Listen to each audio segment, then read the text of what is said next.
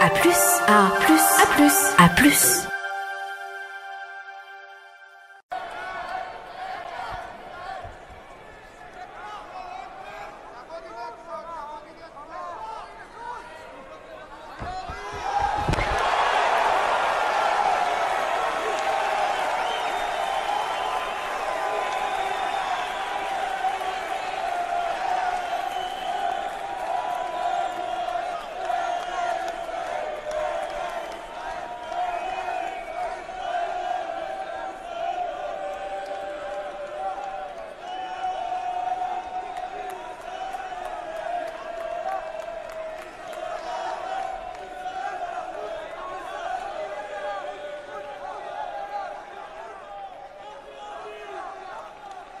On mat run winner, Invite for Israel, Vencedor na área 1 de judô branco de Israel.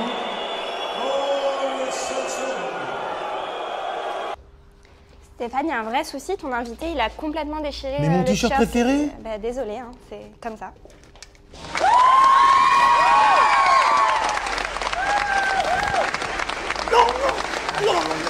Générique, générique.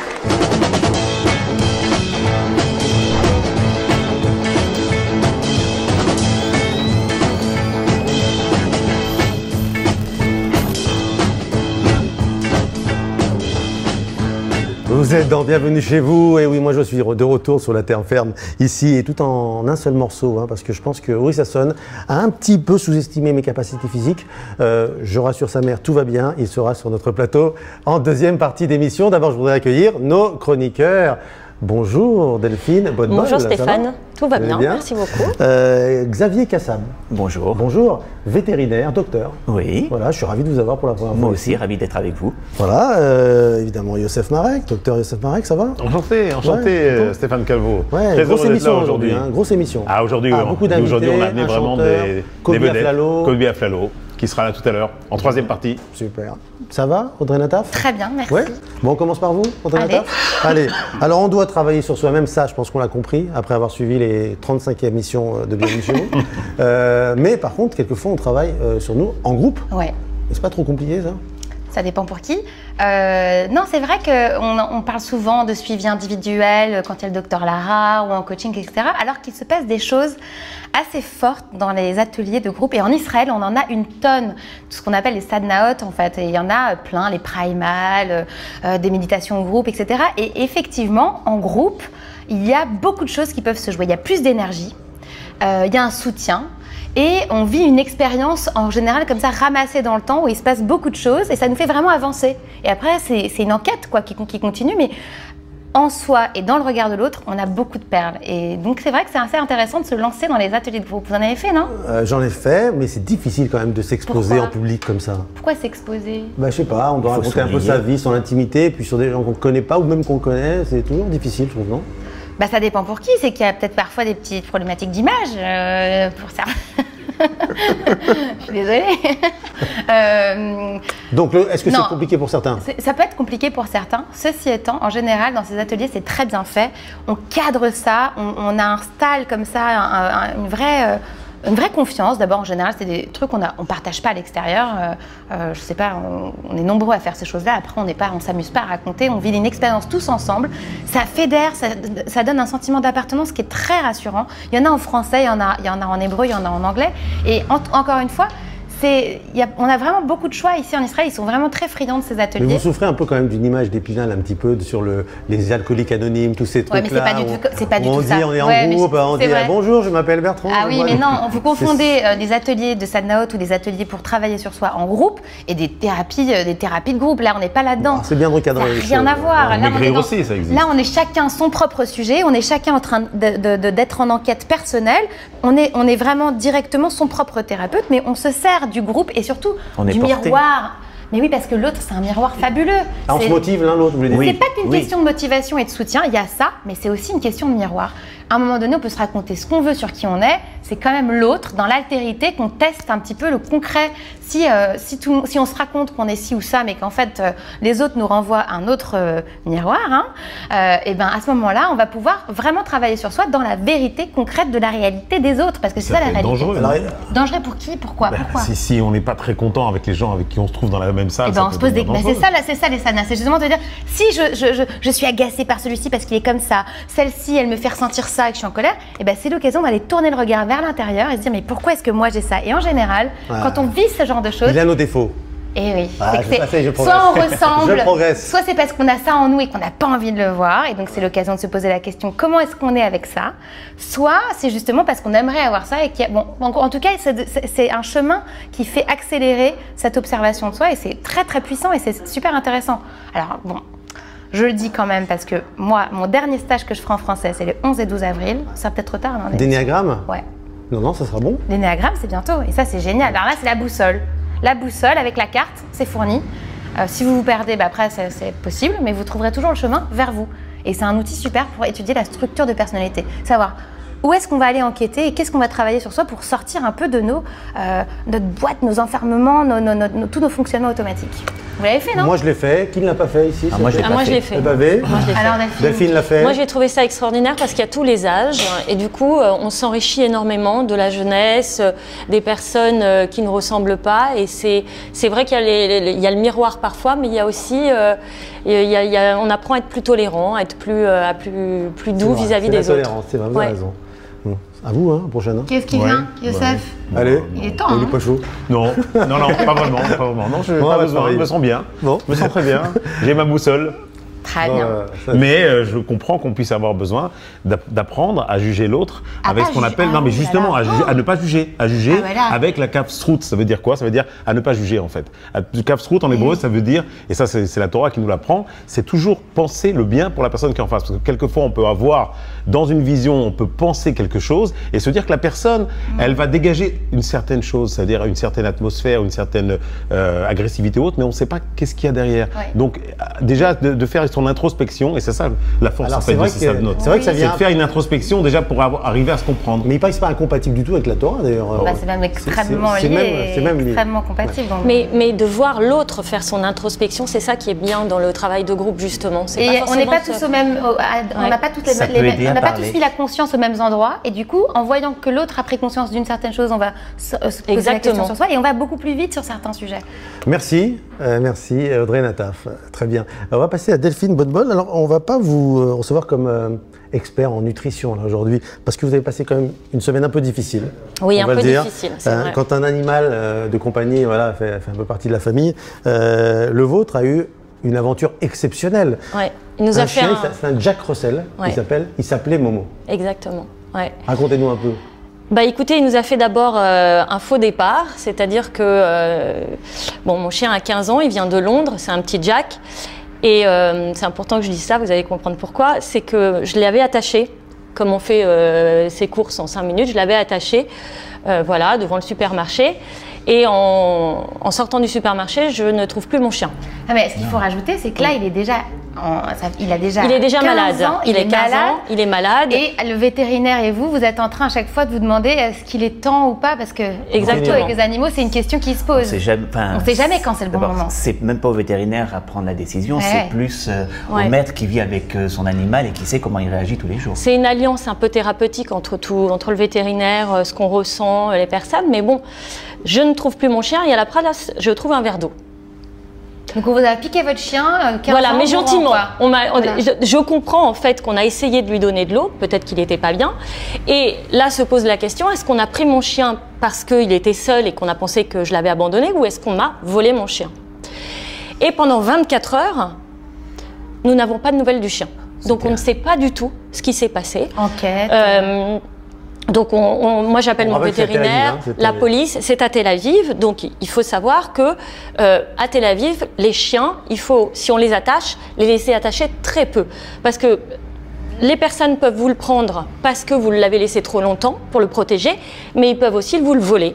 Et c'était le cas. Parce que les Jack Russell, c'est un peu spécial ici. Voilà, alors ça vient d'Angleterre, on n'a pas beaucoup de Jack Russell en Israël et des personnes ont pensé qu'ils allaient faire un petit peu d'argent avec mon chien. C'était un kidnapping de chien. Un kidnapping de chien, absolument. C'est ce qu'on a trouvé quand les gens se sont rendus compte que le chien était complètement, il était malade, voilà, et qu'il était sûrement pas utilisable pour à la reproduction à 15 ans. À la reproduction, ils nous ont appelés et ils nous ont demandé des donations. Donc voilà. Alors ça, c'était sa première étape, je dirais. Et quand on nous l'a rendu, la question qu'on se posait depuis 2-3 mois. Rançon Ah oui, on a payé la rançon. On dit pas combien. Non, c'est pas une rançon, c'est pour remercier les personnes de l'avoir retrouvé après l'avoir volé. On peut dire ça comme ça. Ouais. Et quand on nous l'a rendu, c'est fréquent, malheureusement. On s'est dit que c'était peut-être le moment de le faire partir, mais avec nous cette fois-ci. Donc on l'a accompagné et ça a été très difficile. Et il s'appelait Momo. Oui, parce qu'en fait, ce qui est assez incroyable dans cette histoire, c'est que ça faisait plusieurs mois que c'était difficile, cette rupture et cette disparition un peu cinématographique, un peu exceptionnelle qu'il a fait quand même. Il a toujours une façon incroyable de s'exprimer, ce chien. Exactement. Avec ce faux départ, du coup, vous avez réussi à toucher un peu au détachement. Alors on voit une photo de vous justement. Ah oui, moi j'avoue, j'aime beaucoup. Alors on voit une photo de vous, sympa. Elle est belle cette photo. Alors chaque chien, sur Instagram. La veille de son départ. Chaque chien a son histoire. Chaque chien lie un lien particulier avec son maître. Et il y a toujours des choses très fortes. Mais 15 ans, c'est vraiment c'est long. Ça fait combien en âge humain? Faut pas chercher, mais à peu près, ça devrait faire dans les 85 ans. Mais 15 ans d'une vie partagée, enfin, c'est même pas un animal, c'est pas un chien, c'est un membre de la famille. Du système de la famille. Il a vu les enfants grandir, il a vu plein de déménagements, éventuellement de changements de vie. Dalia, il a tout partagé. Donc c'est un pan de l'histoire, c'est un pan de la famille qui se tourne avec. Il y a des gens qui se... Alors, vous êtes vétérinaire, évidemment, des gens qui se posent la question de savoir comment on fait un deuil sur un animal. C'est un peu difficile à dire, mais c'est comme avec un humain. Enfin, il faut accepter le temps de, il faut accepter de faire un deuil. Il faut surtout il faut le vivre comme un humain. Oui, il faut le vivre comme un deuil. Comme un deuil d'humain. Moi, je fais bien la séparation entre l'animal et l'humain, quand même, parce que j'ai eu plusieurs chiens et vraiment, je me fais une règle et je trouve que c'est normal quand même par rapport à des choses affreuses qu'on peut voir, de bien garder l'animal au rang d'animal, tout en le respectant, en l'aimant. Mais quand un animal meurt à 15 ans, bon, il a fait sa vie, il faut le laisser partir avec, voilà. 15 ans, c'est un bel âge, mais il faut respecter la famille, les volontés. Oui, le temps, quoi. Ouais. Il faut surtout pas qu'un ami, un proche vienne vous apporter un nouveau chien tout de suite après. Ça peut être très déplacé, très malvenu, et c'est pas à quelqu'un d'autre de le choisir, c'est à vous de faire le geste si vous le souhaitez ou pas. Alors, merci Delphine, restez avec nous évidemment, puisque... Je voulais juste dire que, en fait, ce qu'on vit avec un animal, et c'est pour ça que c'est intéressant d'avoir un animal, c'est que ça pose des problèmes philosophiques, des problèmes de la vie. Est-ce qu'on peut euthanasier un être vivant? Comment l'euthanasier? Est-ce qu'on a le droit? À quel moment? Comment est-ce qu'on juge? En plus, c'est un animal qui ne s'exprime pas forcément, c'est compliqué. Et à travers cette relation-là, je pense qu'on peut apprendre beaucoup sur soi-même, sur la vie, et pour les enfants, pour tout ça, c'est extraordinaire d'avoir un animal à la maison. Voilà. Merci Delphine. Stéphane Calvo, vous voulez un chien, un chat? Je vais réfléchir encore un petit peu. Non, toujours pas? Je suis pas très animaux, je suis désolé, mais j'ai... Il faut essayer. Et pourtant, à Tel Aviv, c'est vraiment le passeport pour avoir un... Je pense qu'il y en a déjà. C'est un mode d'intégration, un animal à Tel Aviv. Ah ouais, complètement. Il y en a beaucoup quand même. Il y en a beaucoup. Mais c'est le paradis des chiens en l'occurrence. Vous arrivez, vous êtes seul, vous voulez vous faire des amis, promener un chien dans la rue, c'est le meilleur moyen. C'est vrai. Amis ou ennemis, mais beaucoup plus d'amis. Oui, je... Non, mais c'est vrai qu'ici, on est... J'avais un copain célibataire qui avait acheté un petit chien mignon comme ça, il se promenait avec tout le temps, il allait en boîte avec. Ah, mais il y a des cliniques maintenant même psychologiques pour les chiens. Depuis longtemps, bien sûr. Alors justement, on va parler de ces chiens. Mais il n'y a pas de clinique dentaire. Mais oui, les animaux, alors. Clinique dentaire pour les chiens, j'ai pas vu. Je crois que les vétérinaires, vous faites des niches. C'est une niche, c'est une petite niche. Il y a des... C'est une petite niche. J'ai une amie qui a mis des bagues à sa chienne. Quoi, non, c'est pour chien? Bien sûr. Elle a mis des... Ah ouais, c'est bon.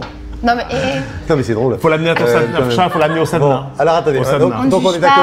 Non, je ne juge pas. Le sadna. Le sadna. Faut peut-être venir en stage, non? Comment ça se passe? Vous en parlerez tout à l'heure en stage. Regardez. Ne pas juger les autres. Donc je voudrais quand même que le docteur Xavier Cassab, qui est vétérinaire à Paris, pas ici. Mais il va venir bientôt, il viendra peut-être un jour très vite, on l'espère. C'est la première fois qu'on va traiter dans cette émission, bizarrement, de nos amis des bêtes. On l'a pas encore fait. C'est la vraiment. première fois. On voudrait avoir quelques informations. Avec tous les animaux que vous avez à Tel Aviv et, oui, c'est étonnant. et les gens On qui doivent attendait faire. l'arrivée de l'avion de Xavier ce matin. On vous attendez-vous? Alors déjà l'alia des animaux. Est-ce que c'est compliqué? On peut faire revenir un Déjà, animal de- il faut préparer l'arrivée de son animal en Israël, à savoir qu'il y a des réglementations à suivre. Très dur, hein, c'est ça. Très dur, non, c'est pas très Ah, dur. si. Ils ont un Ah, peu si. durci ces derniers temps. Moi, c'est j'ai galère, galéré quand avec même. mon chat. hein. Moi aussi, Mais très il compliqué. faut. Dur. Oui. Oui, Très facilement. non, Ça fait c'est- douille. il y a des réglementations à suivre. Il ne faut pas croire qu'on va arriver à l'aéroport avec son chien. Coucou, c'est moi, j'arrive, laissez-moi passer. Très compliqué, hein. Il faut qu'il soit identifié avec une puce électronique, vacciné contre la rage. Sérologie, non? Prise de sang pour vérifier le titrage anticorps contre 5 la jours avant, rage. c'est ça? Alors non, la prise quoi de le sang truc, doit ça être faite Bon, c'est techniquement. très technique, mais disons Voilà, que- mais ouais, un mois après des le petites choses à vaccin, faire mais quand même. bien avant l'arrivée. Et avant l'arrivée, il y a un dossier à remplir et à renvoyer au ministère de l'Agriculture pour avoir l'autorisation, le permis d'entrée de l'animal sur le Qu'il territoire. faut faire signer depuis la France 5 jours avant le voyage Oui, pour alors les chats. même pas par son ça qui est- vétérinaire, c'est c'est-à-dire ça. le vétérinaire va signer ce papier et il va être contresigné par la direction départementale de la protection des personnes, les vétérinaires officiels qui vont imposer leur tampon. D'accord. Est-ce que prendre un chat dans la rue, par exemple, en Israël, est-ce que c'est souvent tentant pour certains? Est-ce que c'est safe? On sent que c'est vraiment le sujet de Stéphane, hein. Il est touché, il a des idées C'est safe inspirées. quand même, on peut le faire. Sauf Safe. pour un petit chat mignon. Bah, Moi, je le prendrais pas, mais bon. Safe, pas forcément. Enfin, il peut vous ramener plein de petites cochonneries à la Ah ouais, maison donc vaut quand mieux même. pas. Si, bah, ça Alors dépend. qu'est-ce qu'on fait si on craque sur un petit chaton dans la rue, comme il y en a des Bah, millions Bah, c'est Alors, bien pour se déjà- protéger contre la Oui. toxoplasmose. Déjà, il faut aussi que ce soit un chaton qui soit familiarisé avec l'humain, qui a envie d'être manipulé, qui a envie d'être pris et mis dans une maison. Mais Il s'il y a vient des vers chats nous, qui ont on besoin dit de oui. vivre à l'extérieur. Et s'il vient vers nous, moi ça m'est arrivé plein de fois. On peut le prendre, l'emmener chez un vétérinaire. Il y en a plein, il y a plein de cliniques, cabinets vétérinaires et qui vérifient qu'il n'y ait pas de parasites externes, de teigne, les puces ça se traîne, mais la teigne qui ramène à la maison, après vous pouvez la récupérer éventuellement, c'est pas forcément très drôle. Tous les parasites intestinaux, la rage notamment qui sévit Oui, quand même en ça. Ici, il y Israël. en a, voilà, oui, c'est il y la en a. grande différence avec la France. C'est hein. à ça auquel il faut faire très attention. C'est pour ça qu'il y a autant de réglementations pour venir Ça, en c'est sur Israël. les chiens plutôt? la race Chien et chat. Chien et chat. Chien et chat. Quelles sont les questions à se poser avant d'adopter un animal? Alors, ça dépend où est-ce qu'on va le chercher, si c'est dans des associations ou... Déjà, savoir si on a vraiment envie. Est-ce que c'est pas pour faire plaisir aux enfants, par exemple? Alors non, on fait Ouais, pas plaisir alors aux là, enfants. là, c'est le moment de le dire. Non. Si on fait plaisir aux enfants, les enfants vont s'en occuper une semaine, un mois, tout au plus. Mais c'est la mère de famille qui va le sortir, qui va le Qu'est-ce que c'est nourrir. que ça, la mère de famille? Oui, ben c'est jamais le père. Oh, non, c'est pas vrai. On voit souvent c'est le un père. stéréotype. Moi, je... Hein Ah, vous dites c'est que non rare. C'est rare. Ah non, c'est plutôt... Non, c'est partagé, je trouve. D'accord, Mais donc c'est- ne pas forcément. Enfin, sur l'expérience succomber. que j'ai, Oui, alors, j'ai quelques cas où j'ai vu des enfants choisir un animal, ils devaient avoir 7-8 ans, Et c'est l'adulte, et quoi, qui va jusqu'à s'y la coller. fin de vie de l'animal à 15 ans, c'est eux qui l'ont toujours amené en consultation et qui l'ont suivi, donné les médicaments. C'est quoi? C'est 5%, 10%? C'est rare. Bon, Voilà. en gros, ce qu'on Le- sait, c'est que le l'adulte va s'y mari- coller, quoi. Oui, donc c'est un choix de famille.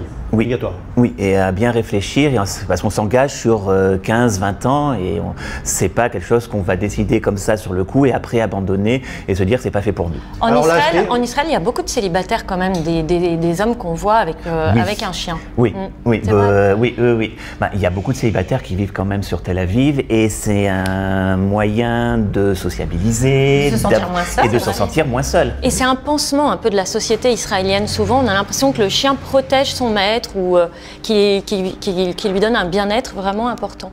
Il y a des vaccins, c'est les mêmes qu'en France? C'est les mêmes qu'en France pour les animaux en Israël et en La France. rage est obligatoire, c'est ça? Alors, la rage est obligatoire de toute façon pour voyager, même en France, si on doit traverser une frontière. En Israël, la rage est obligatoire. Et si vous devez après faire des allers-retours entre la France et Israël, ne pas oublier de faire le vaccin de la rage avant l'échéance. Sinon, il faut à nouveau recommencer la prise de sang et payer encore tout des temps là. Alors il y a un truc qu'on a ici que en Israël, c'est Rugby Israël, on pourrait le faire, une plage pour chiens. Oui. Alors c'est vraiment. Mais c'est le paradis des chiens, Mais c'est un Israël. truc de fou quand même. Vous Une avez plage les pour parcs à Il y a les chiens, parcs à les chiens. plages à Les chiens. parcs à chiens. Alors justement, la question c'est de savoir est-ce que c'est dangereux qu'ils se retrouvent tous ensemble pour une maladie Ah, en Israël, il y a plein de petites, enfin pas de petites maladies, mais il y a des quoi, problèmes. En spécificité, il y a des maladies transmises par les tiques qu'on retrouve beaucoup, il y a des problèmes de vers aussi qui peuvent être très dangereux, contre lesquels il y a un traitement à faire tous les mois. C'est des vers qui peuvent se localiser dans l'estomac, l'œsophage, sur l'aorte et qui peuvent être mortels pour le chien. Donc et pas pour l'humain, il n'y a pas de trucs non, qui se transmettent. pas pour Ils l'humain. peuvent se transmettre entre eux des Ça trucs. se transmet par l'ingestion de sel ou d'aliments souillés. Donc oui, sur une plage, c'est Mais ça, idéal. vous êtes d'accord là-dessus sur les plages pour les chiens? Oui. Ouais. Bah, c'est quand même mieux Un que- chien. Alors, et je dis toujours, un chien, il y a les promenades en laisse, c'est une chose, mais il a besoin de pouvoir courir en liberté, de s'éclater au moins une fois par semaine. Il ne peut pas être promené en laisse Et en pourquoi il y en a qu'en permanence. Israël? Enfin, Mais il n'y en a peut-être pas qu'en Israël. Il n'y en a pas qu'en Israël. dites-moi, là en France par exemple?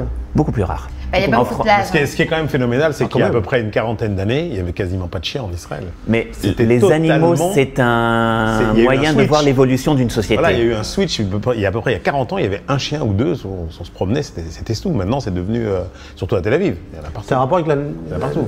Avec l'augmentation du niveau de vie et aussi les différents moyens La de vie. natalité Non, pas forcément, mais par exemple pour les hommes, beaucoup de célibataires qui se retrouvent à travailler seuls, ils vont prendre un animal de compagnie.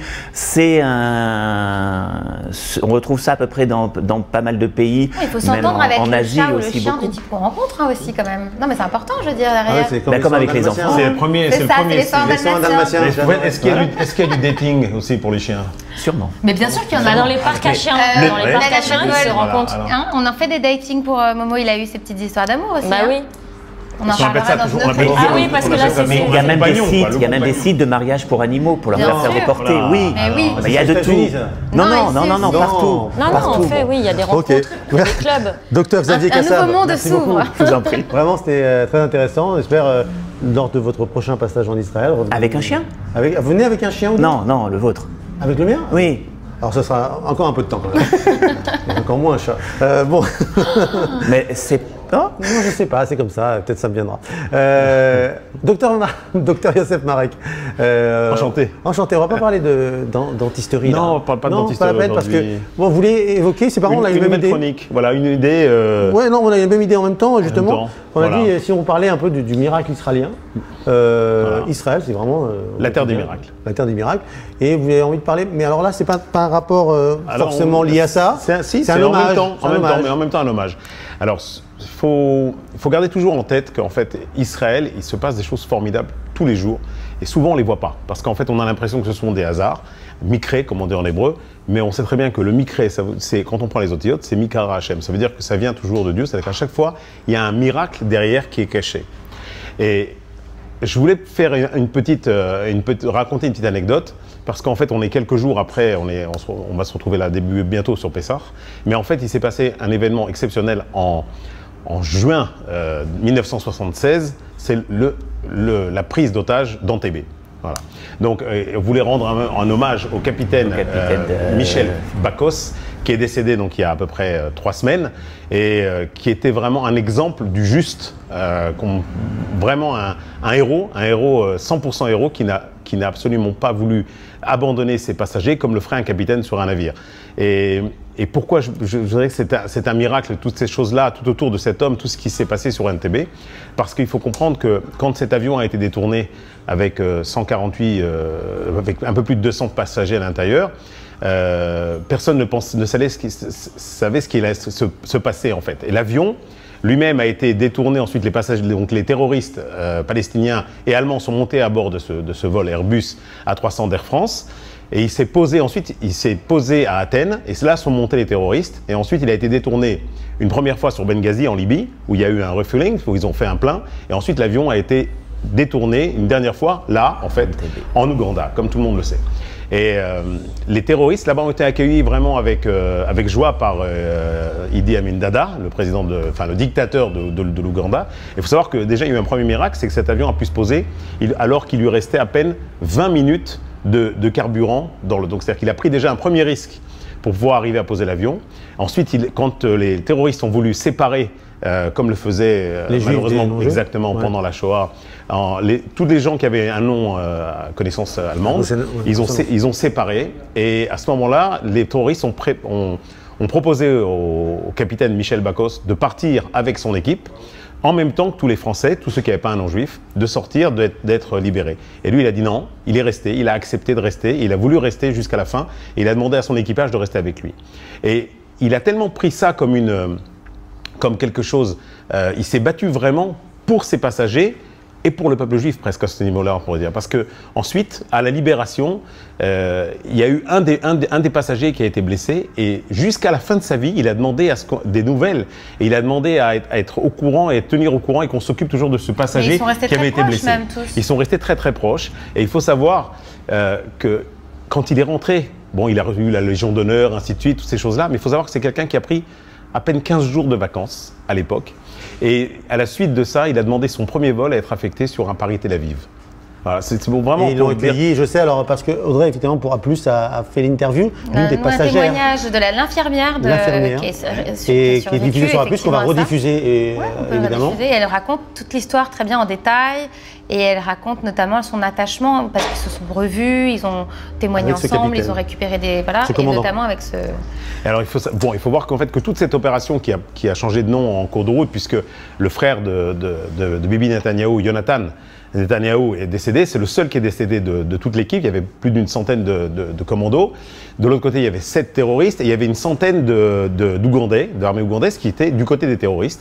Il y en a eu 45 qui ont été morts et en même temps, Israël en a profité pour détruire à peu près un quart de la flotte de MiG 17, MiG 21 qui étaient là-bas de l'Ouganda. Ils ont donné une bonne tannée aux Ougandais. Et ça n'a pas été tellement relaté derrière. Mais il faut savoir qu'il y a eu tout un tas de choses qui se sont passées, comme par exemple l'utilisation de cette fameuse Mercedes, cette limousine. Je ne sais pas si vous vous souvenez, on le voit bien dans le film. En fait, ils ont fait la copie de Imi Amendala qui faisait une visite surprise sur l'aéroport. Je veux dire, ils ont pris des risques. En fait, ils ont travaillé pendant une semaine en Israël pour préparer tout ce film, parce qu'il était vraiment un film, ils ont monté l'opération comme un film, et ensuite ça a duré 90 minutes. En 90 minutes, ils ont tout liquidé, et on peut dire vraiment que ça fait partie des miracles d'Israël, parce que arriver à faire ça à plus de 4000 km, avoir le cran de prendre des hommes de Tsahal et toutes ces équipes pour aller libérer des passagers dans un pays étranger qui est en lui-même hostile, je crois que ça relève vraiment du miracle. Merci de nous avoir rappelé cette belle histoire. Effectivement, on reverra le témoignage que vous avez Emenataf, et certainement peut-être le film, si peut-être, pourquoi pas, on remettra le film en TB. La première version qu'on a déjà diffusée sur A+, en TB, on essaiera de vous le reproposer. On se retrouve juste après la pub. Je vais commencer à m'échauffer parce que c'est Ori Sasson, champion olympique de judo. Voilà, il a perdu contre Teddy Riner, mais contre moi, ça va être une autre affaire. On va se voir après la pub.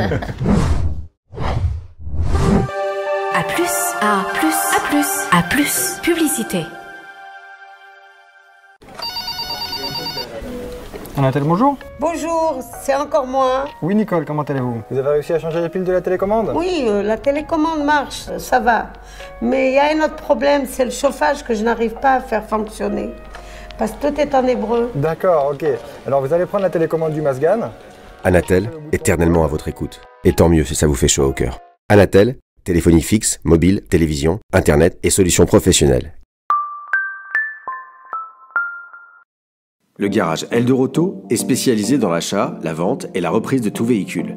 Eldorauto, c'est aussi un centre de lavage à la main, un service valet VIP à domicile, et également des prestations de services carrosserie, peinture, climatiseur, révision, test. L'importation de voitures de luxe et de collection est aussi un des points forts du garage Eldorauto. Eldorauto, votre garage à la française, qui vous accompagnera même dans vos démarches administratives. Pour plus de détails, contactez-nous au 09 959 42 55. Eldorauto, le meilleur pour votre auto. A+, publicité.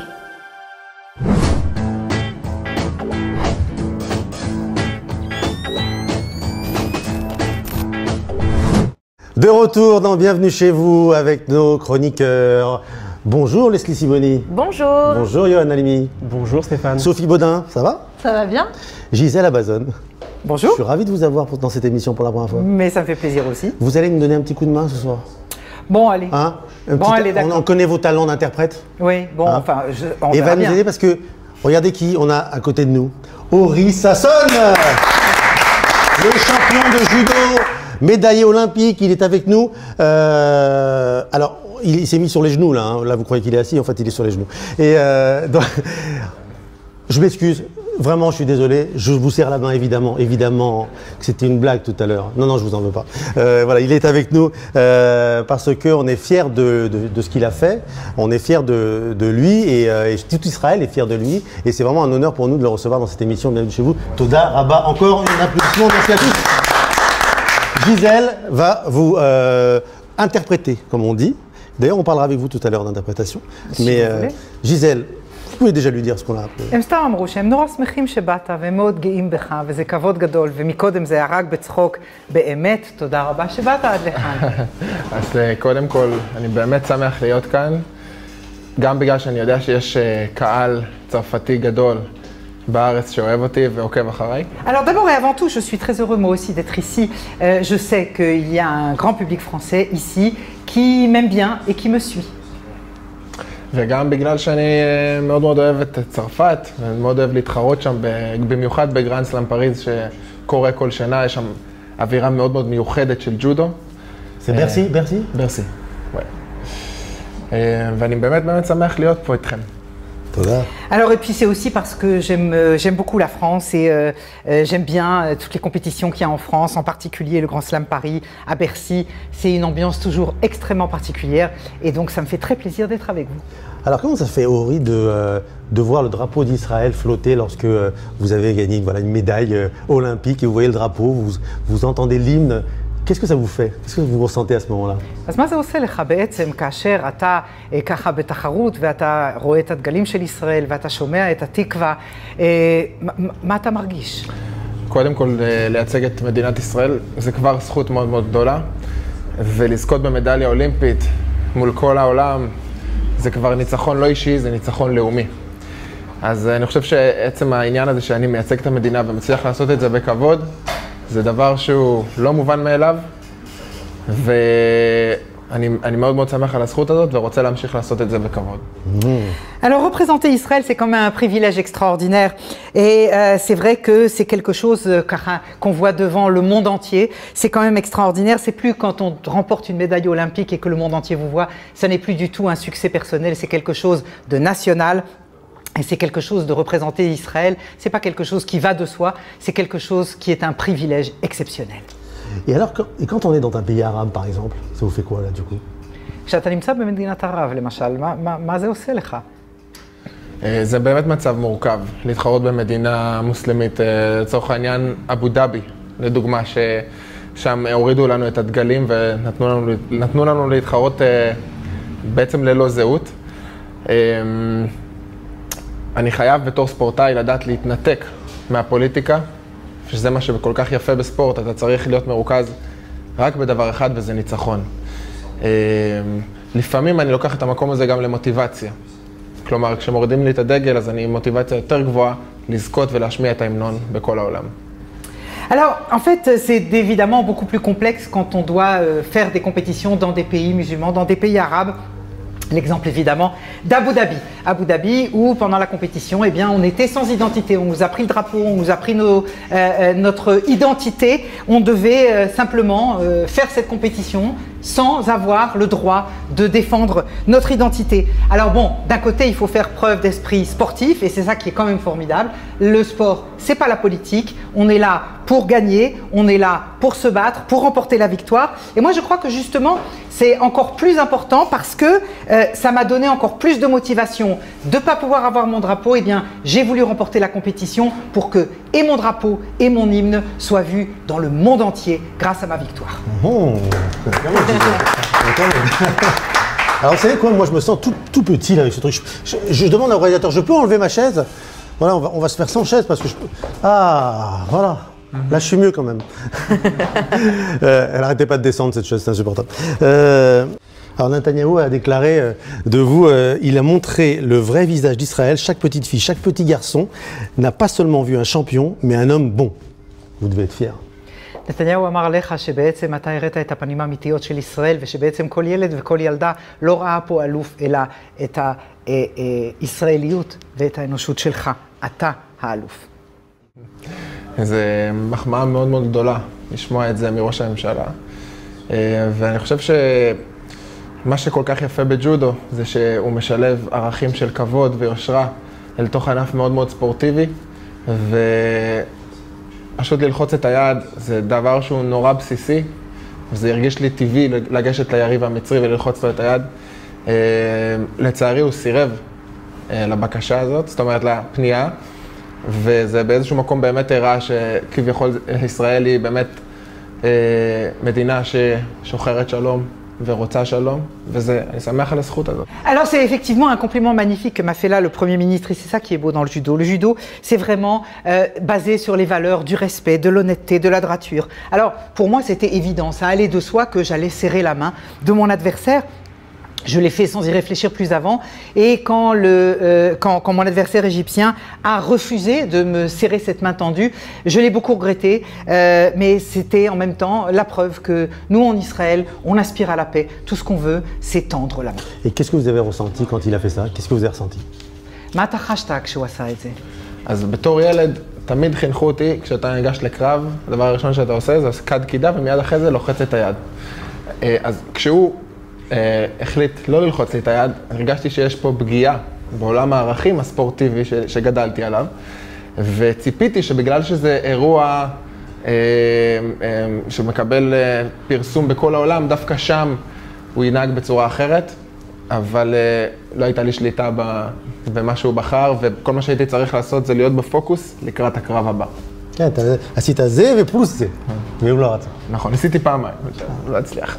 Alors en fait, moi quand j'étais petit, on m'a éduqué, on m'a appris que voilà, quand on fait du sport, les valeurs sont les suivantes. D'abord, quand vous rentrez sur le tatami, quand vous allez faire un combat de judo, eh bien d'abord vous vous inclinez et puis vous serrez la main de votre adversaire. Ça va de soi, ça fait partie des valeurs.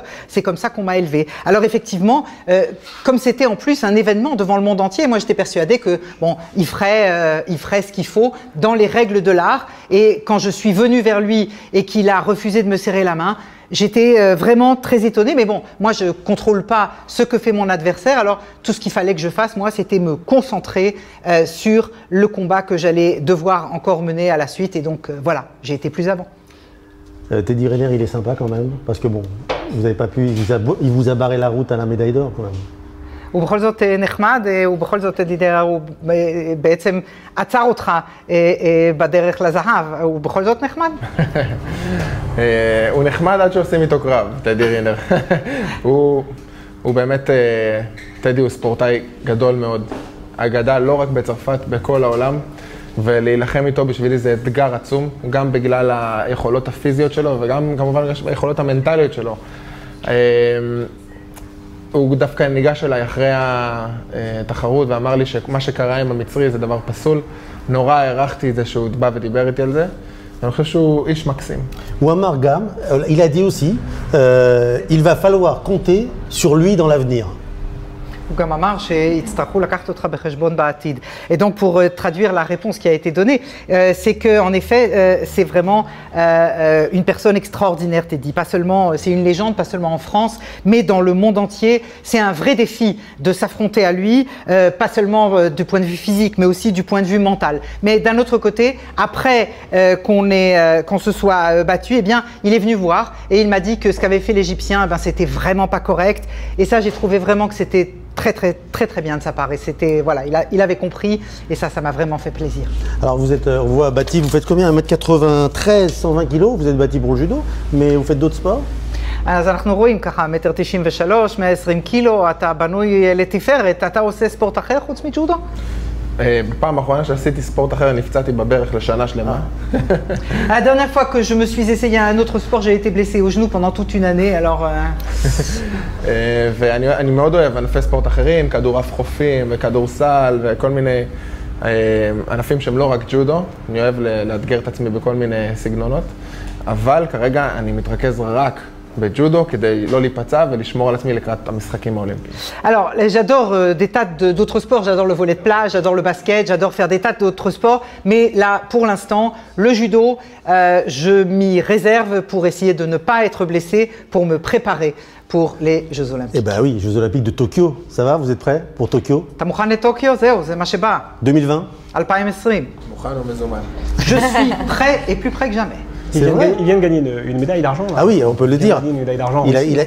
הרגע זכית בכסף, נכון? כן, זכיתי במדליית כסף בגרנד סלאם פריז. גרנד סלאם פריז. סליחה, גרנד סלאם, אני אומר פריז כי אנחנו פה מדברים בצרפתית. אבל לא, בגרנד סלאם רוסיה. Non, c'est le Grand Slam de Russie, je me suis trompé puisqu'on parle français. מדורג כרגע שמיני בדירוג העולמי. Je suis 8e rang mondial. השאיפה היא להיות מספר 1 בעולם.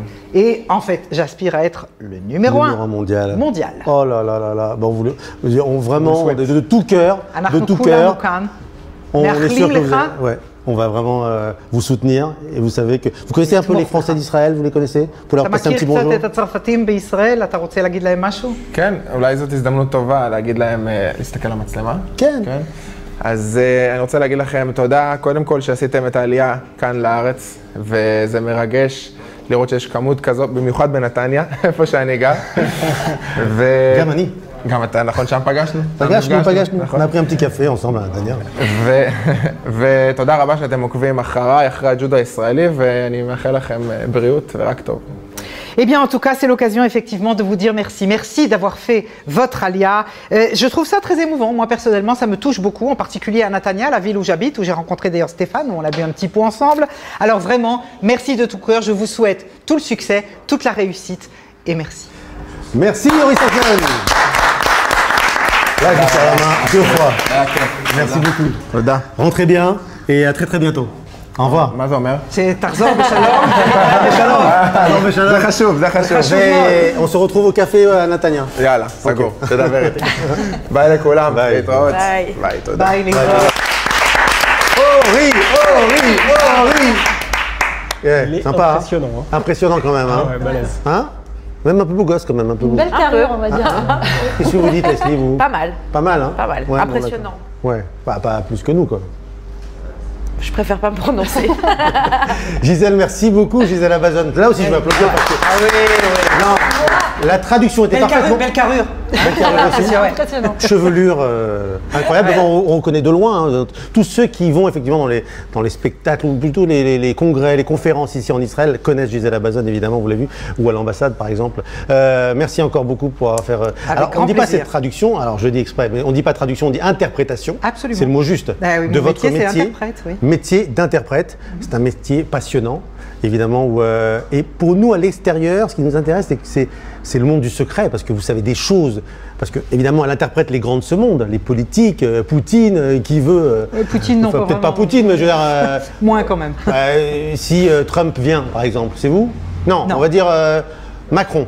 Oui. Macron, c'est vous. Donc Macron qui parle à Bibi Netanyahou, c'est vous. Non, il parle en anglais. Ah, il parle en anglais. Ah oui, c'est vrai que c'est une spécificité de Netanyahou. Et vous n'aimez pas trop son ça. interview, Stéphane. Bon, d'accord, ok. Donc, ce que je veux dire par là, c'est qu'évidemment, il y a des secrets dont elle va pas nous les raconter. Ah non. Ce soir, elle va pas nous les raconter. Vous êtes sûr? Ah, certain. Bon, d'accord, ok. Alors, on passe à autre chose. Donc, ce métier, alors, on a dit interprétation, mais il y a plusieurs choses en fait dans tout ça, parce qu'en fait, il y a plusieurs formes d'interprétation. Il y a ce qu'on a vécu ici avec Ori. C'est-à-dire, comment on appellerait ça? L'interprétation consécutive. Consécutive, donc il parle en hébreu, vous notez rapidement tout ce qu'il dit, mais vraiment c'est très précis. C'est pas je note pas tout ce qu'il dit, je note des mots-clés. Il y a des choses dans la tête. Il y a le deuxième, c'est l'interprétation simultanée. Ça, alors là, c'est encore plus impressionnant, mais en général, on ne vous voit pas. On entend votre voix, voilà, on vous entend voilà, les personnes parlent et c'est en même moment. Ouais, c'est à vous. Voice-over en fait. Voice-over, enfin, c'est vrai. Et puis il y a une troisième qui est l'interprétation chuchotée. J'aime beaucoup ce nom, interprétation chuchotée. C'est-à-dire que vous êtes, c'est discret, elle est derrière vous, elle vous raconte ce qui se passe ici. C'est-à-dire qu'on est en train de parler, elle raconte exactement ce qui se passe dans l'oreille du président, par exemple. C'est ça. On est bon, oui. Mais il y en a peut-être plus encore, mais oui. Alors. Quelle est la difficulté de ce métier? Parce que c'est pas parce qu'on est bilingue qu'on est forcément interprète. Certainement pas. Certainement. Il suffit pas de savoir des langues pour être un interprète. Il suffit même pas d'être traducteur pour être interprète. Parce qu'un traducteur, il est chez lui, il est tranquille, il a son bouquin, il a ses dictionnaires, il a son ordinateur, il a ses pantoufles, il a son entourage, sa zone de confort. Et s'il a un problème sur un mot, il peut prendre 2, 3, 4 heures pour chercher, pour pinailler, pour refaire. Nous, les interprètes, simultané, on n'a pas le temps, on n'a pas le droit de se taire. Donc, en simultané en particulier, quand on fait de l'interprétation en cabine en simultané, s'il y a un mot qui manque, on le remplace par un autre, on fait une paraphrase, on l'explique, mais on ne se tait pas. Donc, généralement les interprètes sont des traducteurs parce qu'ils savent faire le travail de passer d'une langue à l'autre, les traducteurs ne sont pas toujours capables d'avoir cette simultanéité de pouvoir traduire en temps réel ce qu'ils entendent qui est resservi aussitôt dans une autre langue. Les traducteurs, c'est plus pour l'écrit? Traducteur, c'est par écrit, et interprète, c'est à l'oral. Alors, ce qui est intéressant, le mot interprète, justement, c'est que vous interprétez, on l'a vu avec Ori tout à l'heure, vous le jouez, vous essayez de rendre, finalement, son émotion. On retraduit les émotions. Ouais. Mais parce que ça fait partie, c'est ça être un interprète, c'est transmettre, c'est être un agent de transmission d'une langue à l'autre, d'une culture à l'autre, d'une personne à l'autre. C'est nous qui faisons le pont entre les cultures, entre les discours, entre les personnes. Donc, c'est évident que si on le fait, si on est des sous-titres, on ne sert pas vraiment le travail qui est le nôtre, c'est-à-dire faire passer tout ce que la personne veut dire. Nous, ce que nous disons, c'est ce que la personne veut dire. Ouais. Voilà. Et elle doit être en totale confiance avec vous, évidemment. Bien sûr. Alors ça, c'est comment on lie confiance avec... c'est juste le diplôme, le fait que vous soyez envoyé d'eux ou... Non, il y a une réputation. D'abord, il y a une réputation, évidemment, ouais. Au fil des années. Les choses se font, et puis les gens, il y a du feeling. De la même façon, d'ailleurs, que comme interprète, il y a des gens qui n'ont pas envie d'interpréter parce que j'ai pas de sympathie. Il y a une question de feeling aussi, bien entendu. Mais c'est surtout pour la personne que l'on interprète. Elle a rapidement le sentiment, elle se rend compte que voilà, l'interprète là, ça va, il m'a compris, je peux y aller. Et puis il se lâche. Et ça donne des choses. Moi, ça m'est arrivé. Je me souviens d'un entretien à un très haut niveau, président, Premier ministre, et au départ, il n'avait pas du tout envie d'avoir un interprète. Ça l'embêtait qu'il y ait un interprète qui soit là parce qu'il voulait, c'était du top secret, c'était du haut niveau. Et c'était un mal obligé parce que nous sommes un mal obligé souvent. Et au bout d'un moment, et donc j'ai fait mon travail en chuchoté, c'est comme de la simultanée, je parle en même temps. Et donc les deux personnalités se regardaient dans les yeux, se parlaient comme nous nous parlons maintenant, et ils ont totalement oublié ma présence. Et au bout d'une heure d'entretien où ils se sont dit des choses qui avait une certaine importance, quand l'entretien a été terminé, le Premier ministre s'est retourné vers moi et il m'a dit « T'es encore là ?» Et c'est là que je me suis dit « J'ai bien fait mon boulot. » Waouh! C'est-à-dire qu'il a carrément oublié qu'il était... Complètement. C'est-à-dire qu'au départ, il était vraiment antagoniste, il ne voulait pas du tout, ça l'embêtait qu'il y ait quelqu'un qui le parle, parce qu'il voulait vraiment pouvoir parler directement. Et puis au bout d'un moment, il s'est lâché, il a compris que c'était bon, que je l'avais, quoi. Mais c'est fou qu'à ce niveau-là, ils ne le sachent pas, parce qu'ils ont l'habitude. Non, pas toujours. Pas toujours. En particulier, pas les Israéliens. Les Israéliens... vont en anglais. D'abord, ils vont en anglais et ils ne se rendent pas du tout compte que ça ne le fait pas.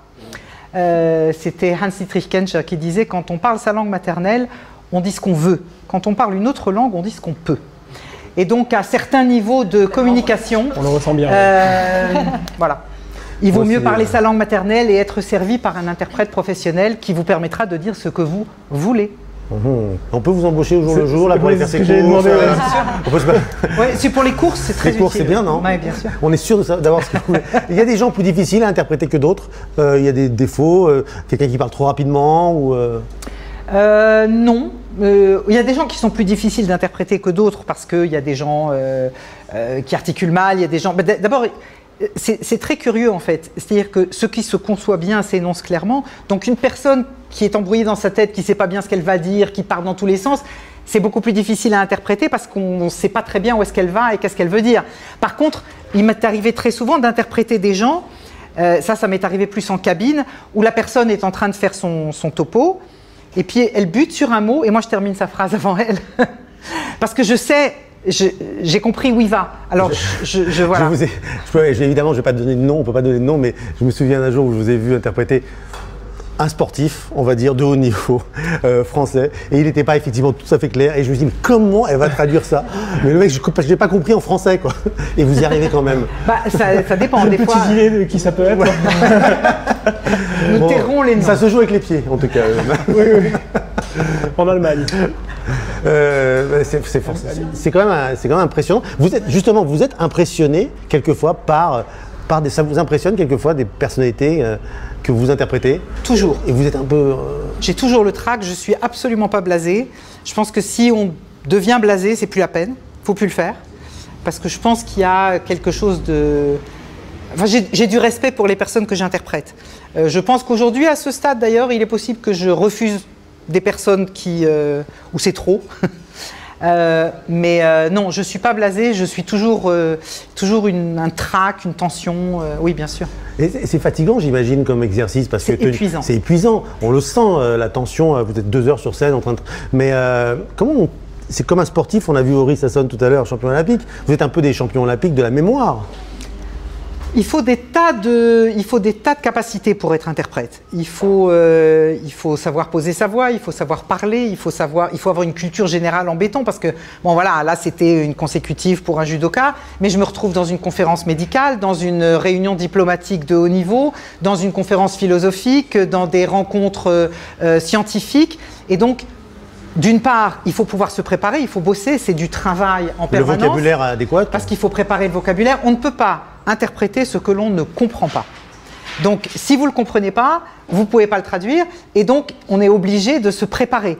Et d'un autre côté, il y a des conférences où j'arrive parfois, ou des entretiens où j'arrive parfois, où voilà, on ne m'a pas donné les discours à l'avance, où je ne sais pas où j'arrive, et là, tu fais du solo sans filet. Il y a une culture, bon, il y a l'expérience, il y a les années, il y a voilà. Donc avant chaque personne chaque sujet, vous le révisez? Bien sûr. Les mots de vocabulaire qui pourraient vous manquer, etc. Bien sûr. Ah ben sinon on n'est pas un professionnel, ça il faut vraiment, bon voilà, que sais-je, une conférence d'esthéticienne, je refais tout mon vocabulaire, biologie, les crèmes, les machins, les politiques, si c'est des rencontres politiques, je suis obligé de suivre l'actualité de très près en permanence, et puis c'est entretenir les langues aussi, parce que dans toutes les langues dans lesquelles je travaille, elles évoluent, elles changent. Le français de l'époque de mon allié en 1981 n'est pas le même qu'aujourd'hui, donc c'est constamment, c'est un travail... Ça vous est arrivé, quelqu'un parle en verlan par exemple, dit un mot en verlan, et là... Non, le verlan, c'est pas le pire. C'est quoi? Il y a des choses... Un slang? Non, c'est plutôt des accents. En fait, le problème, c'est plutôt les accents, quoi. Quand on se retrouve avec des accents où on se dit... non, là, j'ai pas compris. Là, c'est... Non. Bon, il faut l'avouer. Comment on fait pour avoir vos services? Comment ça se passe? Il y a un site internet? Comment ça se passe quand on veut avoir Gisèle Abazon pour... Ah bah, il suffit de crier Gisèle Abazon dans la rue à Tel Aviv. C'est vrai, tout le monde vous connaît. Hein. Voilà. Non, mais je crois qu'il y a un site internet, Cassiope, c'est ça? Non, Calliope. En fait, je fais partie d'un réseau mondial d'interprètes conseils. Ce réseau mondial d'interprètes conseils, ça signifie que nous organisons des équipes d'interprétation dans toutes les langues, dans le monde entier, parce que c'est pas seulement hébreu, français, mais moi je travaille dans 5 langues, j'organise des équipes parce que c'est un travail d'équipe, l'interprétation simultanée, c'est un travail qui se fait en équipe, donc on organise des équipes d'interprétation en Chine, en Europe, enfin peu importe, et voilà, donc des services linguistiques. Merci Gisèle Abazon. Moi, ce qui est bien, c'est que la première partie, j'étais très complexé physiquement, mais maintenant, je suis complexé intellectuellement. Voilà. Alors justement, je crois qu'on va recevoir un chanteur en plus, donc je vais être... On va enfoncer le clou, on va voir si vous êtes complexé aussi dans vos chroniques. Parce que c'est non, ça va. Sur ça, je pense que je vais m'en sortir. Alors comme on sait, on va mettre le contexte. Nous sommes dimanche, alors on enregistre l'émission avant. Dans quelques jours, il y a les élections ici, nationales, en Israël. Donc on ne connaît pas, nous, les résultats. Évidemment, on n'en parlera pas non plus. Juste, on va l'évoquer parce qu'il y a des films autour de cette thématique. Et oui, tout à fait, puisque dans 2 jours maintenant, les Israéliens iront aux urnes pour élire un nouveau gouvernement. Donc je me suis dit, tiens, si on était dans le sujet, on va parler un petit peu d'élections et de politique au cinéma. Voilà, on sait que les hommes politiques sont de grands comédiens, qu'ils adorent se mettre en scène. On a même eu des acteurs qui ont fait de la politique, comme Ronald Reagan, qui a été élu président, ou Arnold Schwarzenegger, gouverneur de Californie. Et puis on a de grands films politiques. Bien sûr, on a des chefs-d'œuvre comme Les Hommes du Président, Mr. Smith au Sénat, Dr. Folamour, ou même plus récemment Lincoln. Mais moi, je voudrais m'intéresser un peu plus aux films qui parlent plutôt des élections. Voilà, d'une campagne électorale. Et pour cela, je voudrais revenir sur un film qui est sorti en 1997 qui s'appelle Des hommes d'influence, qui est réalisé par Barry Levinson avec Robert De Niro et Dustin Hoffman. Et c'est une comédie en fait où on voit un chef de campagne, Robert De Niro, qui va chercher un producteur hollywoodien pour mettre en scène une guerre pour servir en fait son candidat. Voilà. Donc c'était un petit peu le début de la politique fiction et on a une comédie vraiment qui est très sympa. Attends, on va poser la question. C'est de la politique fiction ou ça pourrait être possible? Oh, tout est possible, on le répète en permanence. Hein. En hébreu, ils ont traduit le titre du film par la queue qui remue le chien. D'accord, ok. C'est beaucoup d'humour. Très imagé, c'est marrant. Ouais, alors il y a eu un autre film qui est sorti quelques mois plus tard, c'est Primary Colors. C'est qui était sur la campagne de Bill Clinton avec John Travolta. Et puis on a eu aussi, pour parler de la France, on a eu La Conquête. Où on voit la campagne et l'ascension de Nicolas Sarkozy, voilà, face à Chirac et de Villepin. Et puis on a au cinéma en ce moment 2 films. Le premier qui s'appelle The Front Runner, qui est avec Hugh Jackman, qui incarne un vrai candidat en fait aux primaires démocrates en 1988, qui s'appelle Gary Hart, qui était adulé et qui faisait la course en tête dans tous les sondages, qui était en train de faire un raz-de-marée et qui était censé se retrouver face à George Bush père. Et malheureusement, c'est la première fois qu'on a vu justement un journalisme politique rejoindre un peu la presse à scandale, puisque ce candidat est tombé, il s'est complètement écroulé suite à une affaire de liaison. Voilà.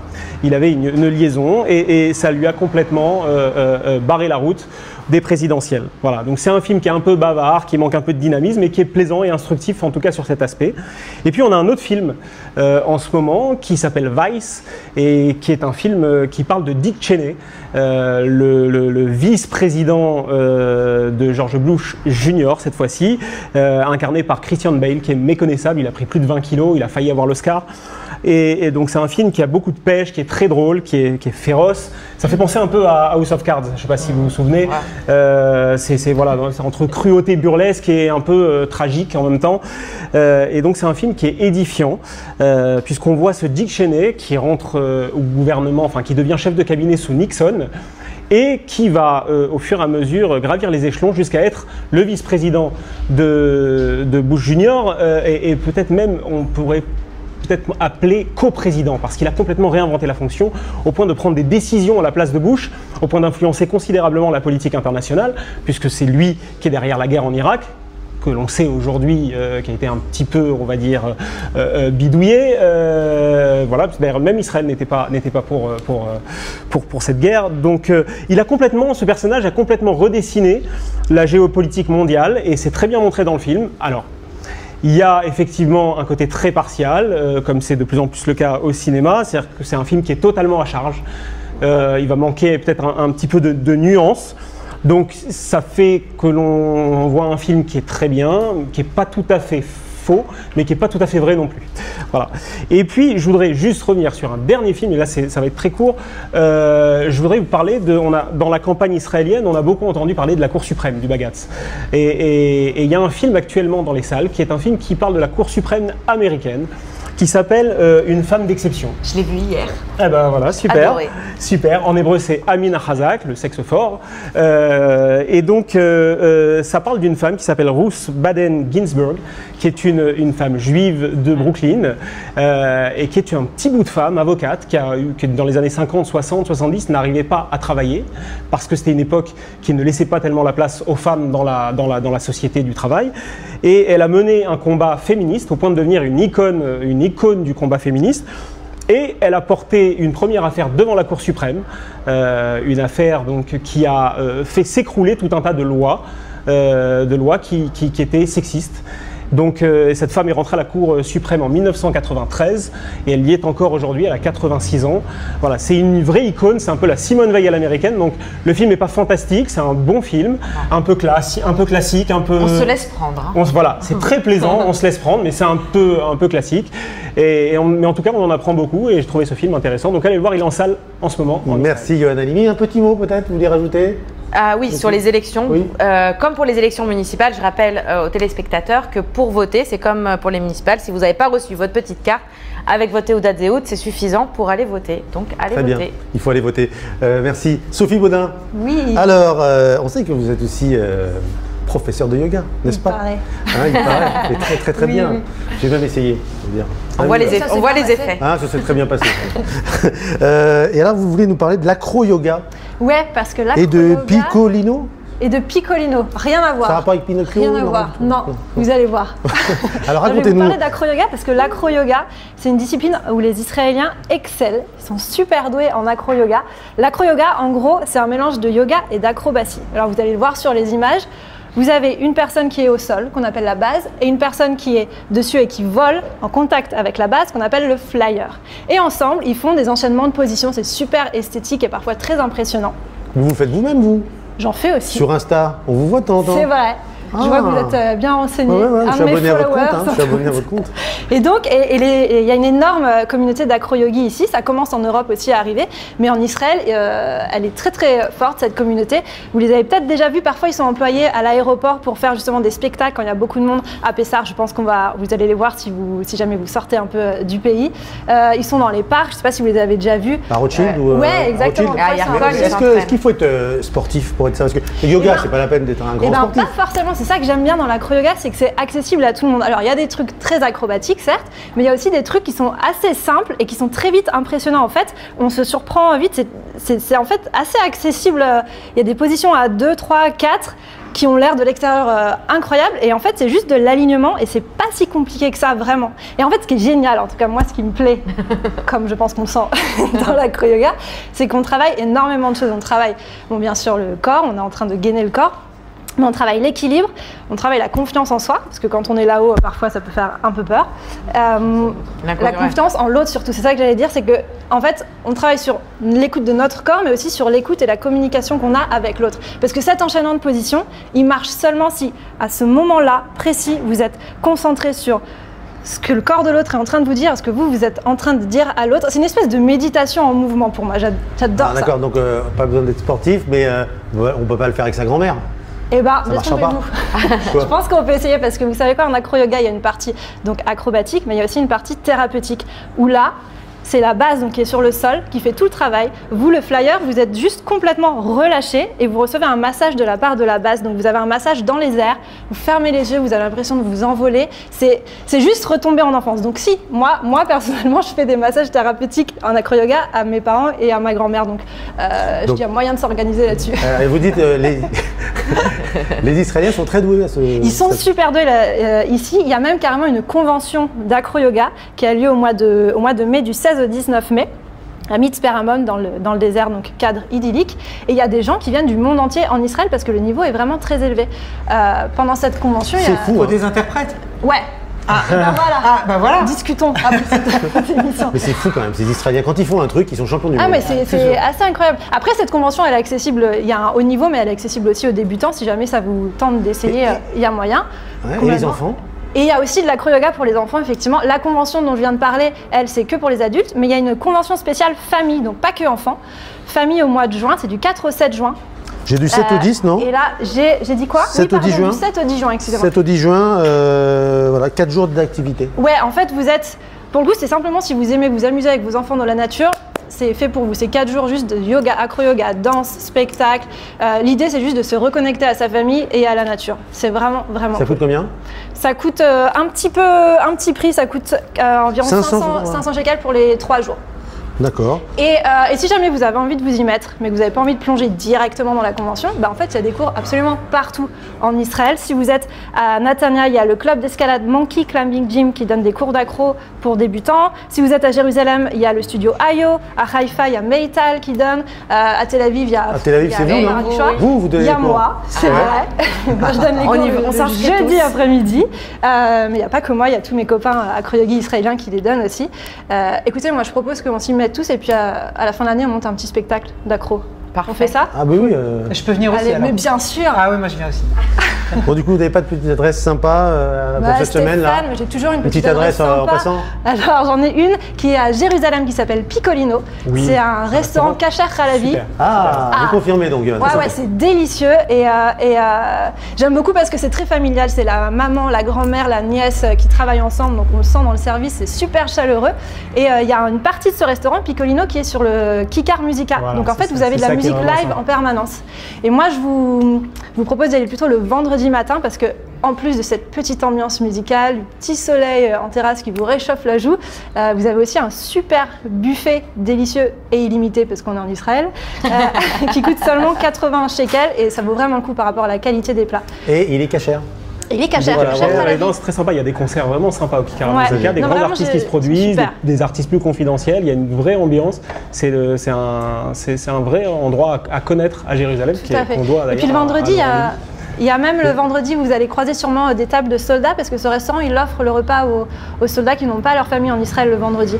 Mais bon, comme la musique adoucit les mœurs, c'est toujours très agréable cet endroit. Et au même endroit, vous avez un musée, le musée de la musique juive qui est fantastique. Ah oui, il faut y aller avec les enfants. C'est magnifique, puis vous avez un iPad qui vous reproduit tous les sons des instruments. Il y a des instruments qui ont des siècles. C'est vraiment très très beau et très instructif. Un bel endroit. Merci beaucoup pour cette chronique très complète, très sympa. Merci beaucoup. Bravo. On va se remettre au yoga acrobatique. Et à l'accro, ouais. Ça fait de belles photos. Leslie Siboni. Alors, j'adore votre proposition. C'est génial. Elle va nous parler des podcasts d'histoire pour enfants. C'est-à-dire où trouver les meilleurs podcasts d'histoire pour enfants. Quand on vous demande, un enfant vous demande toujours raconte-moi une histoire. Des fois, vous n'êtes pas champion du monde, surtout en hébreu. En hébreu, on peut passer la nuit à raconter Donc, on a un podcast, on peut leur faire écouter un podcast. On en a plus en français. Ouais. Évidemment, on parle en français. Là, on parle en français, mais j'en ai plein d'autres. J'ai dû faire un choix, donc on parle en français pour cette émission, mais j'en ai plein d'autres sous le coude. Et j'avais envie de vous présenter, moi, 2 podcasts qui sont un peu mes pépites du moment, que j'écoute moi-même pour m'endormir. Et donc, pour moi, c'est vraiment pour petits et grands, à écouter en famille ou seul pour les enfants. Donc, le premier, ça s'appelle Une histoire et au lit. C'est un podcast qui a été lancé à la rentrée 2018 par France Inter. Et la spécificité de ce podcast, c'est pas facile à dire, c'est que des comédiens et des personnalités qui ont écrit leurs propres histoires et qui vous racontent eux-mêmes les histoires qu'ils ont écrites. Alors par exemple, vous avez Alex Vizorek, Zeb, Delphine de Vigan, Guillaume Meurice, Laila Slimani. Donc c'est que des histoires que vous découvrirez pour la première fois avec une bande, un accompagnement sonore créé aussi pour le podcast. Donc c'est absolument sublime. Les podcasts durent moins de 15 minutes, c'est parfait pour s'endormir, même pour se relaxer, même pour les enfants. À un moment donné, vous avez un petit creux, un petit trou dans la voiture, tac, vous le remettez. C'est accessible sur toutes les plateformes de podcast, sur son téléphone, bien sûr. Vous cherchez, ça s'appelle Une histoire et au lit. D'accord. Alors, d'autres astuces, Alors, la deuxième pépite. Alors celle-ci, elle est absolument merveilleuse. Ça s'appelle La Voix Haute. C'est toujours un podcast? C'est toujours un podcast. Alors ça a été créé en 2016 par un comédien qui s'appelle Mathieu Farsi, qui va vous raconter des histoires à la fois d'auteurs qui sont tombés dans le domaine public. Donc on peut avoir des histoires de Dickens, de Maupassant, de Théophile Gautier, mais aussi des auteurs de jeunesse contemporain. Il a une voix sublime, mais vraiment, c'est magnifique. On a compris, c'est bon. Ça, c'est important. Non, mais certaines, d'ailleurs, vous avez sa photo à l'écran. Certains podcasts sont accompagnés de sons, de musique, c'est magnifique. Et certains n'en ont même pas besoin, puisque sa voix, justement, on parlait d'interprétation. Et bien là, vous êtes plongé dans un imaginaire, c'est absolument sublime. Il y a plus de 90 podcasts déjà en ligne. Il renouvelle assez régulièrement, il en remet. Alors, la question, est-ce que c'est payant? Tout ce que je vous ai présenté est gratuit. J'essaye moi aussi de trouver des astuces. C'est gratuit et vous pouvez les réécouter autant de fois. Donc on va mettre quelques informations à l'écran. Vous avez à l'écran les noms des podcasts et où les trouver. Alors il y a d'autres il y a peut-être. Non, d'autres podcasts, je les garde pour la prochaine fois, mais je voudrais juste préciser quelque chose parce qu'on est dans un monde aujourd'hui où les enfants sont assez accrochés à la tablette et à l'écran et on a tendance à penser que les enfants ne peuvent pas s'asseoir et écouter un podcast. Eh bien, détrompez-vous. détrompez-vous, puisqu'il y a une étude qui a été faite. Donc les pros du podcast, c'est bien sûr les Américains. C'est un mouvement qui est parti des États-Unis. Ils ont déjà tout un marché économique très bien rodé aux États-Unis. En Israël, ça se développe tout doucement et en France aussi. Mais cette étude, elle montre quoi? Elle montre qu'aujourd'hui, 80% des enfants qui écoutent un podcast l'écoutent plusieurs fois, donc ils y reviennent. Qu'ils sont demandeurs de podcasts qui sont plutôt longs, 15 minutes, c'est peut-être pas encore assez long pour eux, et qui réécoutent, qu'ils les écoutent souvent en groupe. La moitié des enfants les écoutent en groupe. Donc je pense que toute cette étude prouve qu'il faut se mettre tout de suite au podcast, et notamment l'important c'est que Louis développe des compétences chez l'enfant qu'on a tendance à mettre de côté dans le monde d'aujourd'hui, notamment la concentration, l'imaginaire, et ce sont des êtres humains comme nous quand nous étions petits, donc on peut encore le voilà. Faut arrêter le YouTube, effectivement, trop de YouTube. Ou en tout cas doser les choses et opter pour aussi des nouvelles choses qui sont en train d'être créées et qui sont absolument fabuleuses et qui donnent envie de lire, parce que souvent les histoires ne sont pas forcément terminées sur le podcast et on a envie d'en savoir plus, donc on peut aller acheter le livre. Des fois c'est sur plusieurs épisodes, des fois vous avez qu'un extrait, donc il y a... Eh ben voilà, on va couvrir. C'est un exercice que vous avez déjà fait, ça, de la voix raconter un livre? Oui, je fais des narrations. Ouais. Je fais des narrations. Et ce qu'elle fait aussi, et ça c'était génial. Du doublage? Vous avez déjà fait du doublage? J'ai fait du doublage aussi, mais dans mon jeune temps. Et à l'époque, quand on volait Elal, on entendait sa voix. C'est moi qui, ouais. En français et en espagnol, c'était ma voix qui disait aux gens attachez vos ceintures et regagnez vos places. Merci beaucoup, c'était très bien. Merci beaucoup. Plaisir. Merci à vous tous. On va passer à la troisième partie de l'émission, où alors on a la chance de recevoir, il est arrivé, Kobi Aflalo, le chanteur israélien génial. J'adore, je suis fan. On se retrouve juste après la pub. À tout de suite. A plus, publicité. Anatel, bonjour. Bonjour madame, excusez-moi, c'est quoi exactement la recette des beignets, parce que là... Ok, alors il va vous falloir 500 g de farine. Anatel, éternellement à votre écoute. C'est ça, notre recette. Anatel, téléphonie fixe, mobile, télévision, internet et solutions professionnelles. Le garage Eldorauto est spécialisé dans l'achat, la vente et la reprise de tout véhicule. Eldorauto, c'est aussi un centre de lavage à la main, un service valet VIP à domicile, et également des prestations de services carrosserie, peinture, climatiseur, révision, test. L'importation de voitures de luxe et de collection est aussi un des points forts du garage Eldorauto. Eldorauto, votre garage à la française, qui vous accompagnera même dans vos démarches administratives. Pour plus de détails, contactez-nous au 09 959 42 55. Eldorauto, le meilleur pour votre auto. A plus, publicité.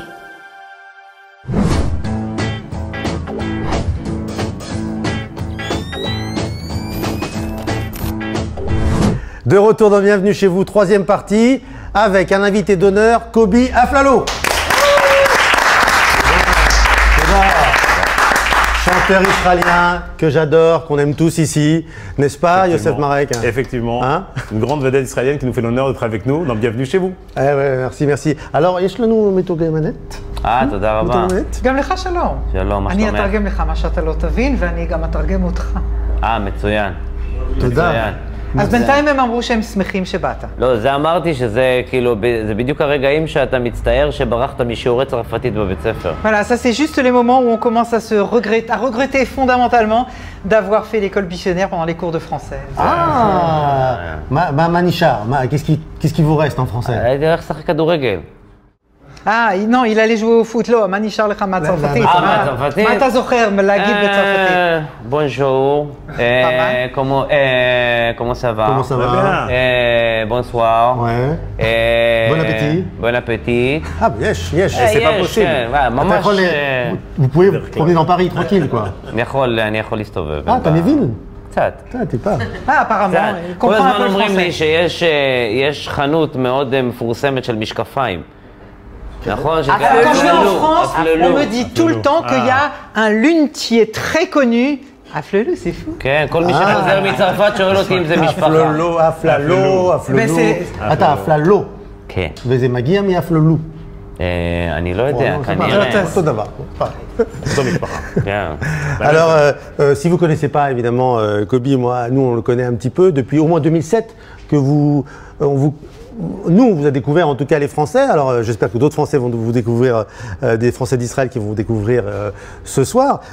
Mais il y a cette chanson qui s'appelle Ma She'alev Sheli Bachar.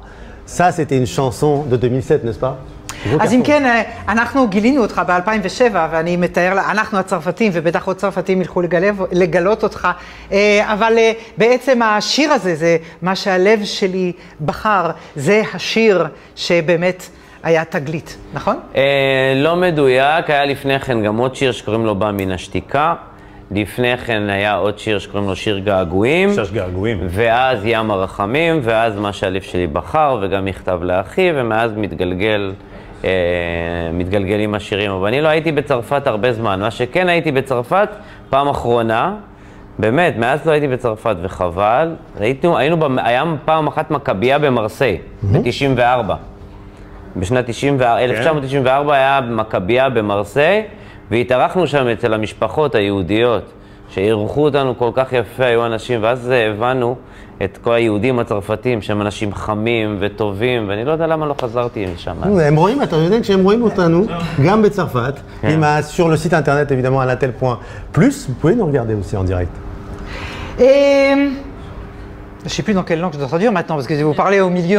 Bref, donc en fait c'était pas la première chanson en fait, Ba Min Halev, parce qu'il y en a eu plein d'autres. Il y a eu Ga'agouim, et puis il y a eu Yam HaRachamim, et puis il y a eu Mirtav Le'achi, et puis il y en a eu enfin plein d'autres. Mais j'ai pas été en France depuis très longtemps. En fait, c'est dommage d'ailleurs. J'étais à Marseille au moment des Maccabiades. C'était en 1994. À l'époque, au moment des Maccabiades de Marseille, on a été accueillis dans les familles juives et c'est là qu'on a réalisé. C'est des gens extrêmement chaleureux, accueillants, gentils. Vraiment, je ne sais pas pourquoi je suis pas retournée en France. C'est trop long parce que vraiment c'est formidable.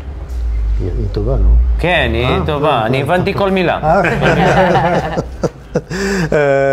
Youssef, vous êtes un fan, je crois que vous êtes un fan. Oui, un fan absolu de Kobe parce qu'il a une voix exceptionnelle. Il a une voix qui sort du registre habituel. Mais c'est pas celle de David Daor. Pas du tout comme David Daor. On a reçu David Daor la fois dernière et c'est une autre voix. Voilà, on a une voix vraiment originale dans le sens propre du terme, qui nous apporte une chaleur.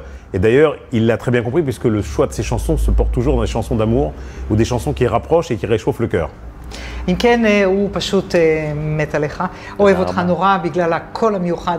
זה קול שהוא קצת שונה מדוד דאור, הם אירחו פה את דוד דאור, שיש לו גם קול אדיר, אבל לגמרי שונה, אנחנו פה במנעד אחר לחלוטין, קול עם צבע מאוד מקורי, קול שבאמת ככה מחמם את הלב, ולכן לא במקרה אתה תמיד בוחר שירים שמדברים על אהבה, שמחממים את הנפש. תודה רבה.